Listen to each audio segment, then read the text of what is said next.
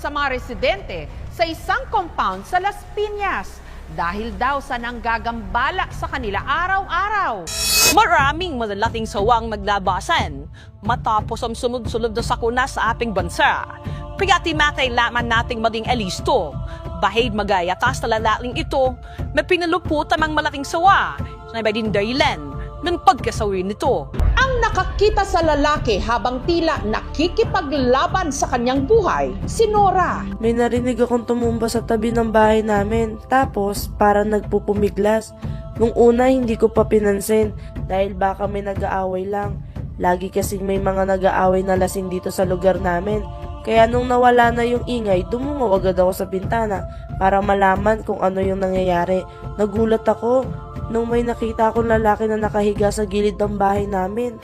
Ang mas nakakatakot pa ay yung dambuhalang sawa na nakapulupot sa leeg niya.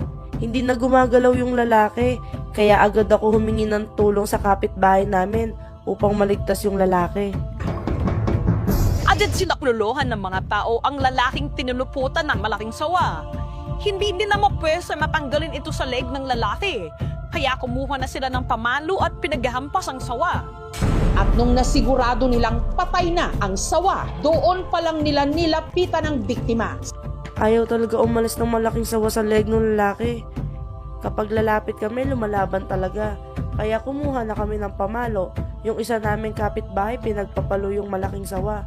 Nung sigurado kami na patay na talaga yung sawa, doon namin tinanggal yung nakapulupot sa leeg ng lalaki. Pero wala na talaga. Di na umihinga yung lalaki. Dinala na namin agad sa ospital pero wala na talagang buhay. Bagamat wala namang venom o lason ang sawa, ang ikinamatay ng biktima ang matinding pagkapulupot ng ahas sa kanyang katawan at leeg. Walang kamandagang mga sawa, constrictor sila. Ibig sabihin, pinapatay nila ang kanilang biktima gamit ang paglingkis hanggang sa hindi na makahinga o tumigil ang puso dahil sa pressure ng pagpulupot nito. Kahit na nakakatakot tignan ng mga sawa, hindi sila aggressive sa tao. Haatake lang ang mga ito kung inaabala sila o nakaramdam ito ng panganib sa buhay nila. Makalipas ang 2 minuto, muli siyang nakitang dumaan. Pero sa pagkakataong ito, meron na siyang daladalang sawa. Nakita sa CCTV na talagang kinuha niya pala yung sawa sa krek. Dahil siguro sa kalasingan kaya niya nagawa yun. Malaki kasi yung sawa, kaya nung pinuluputan na siya, wala na siyang nagawa dahil lasing siya.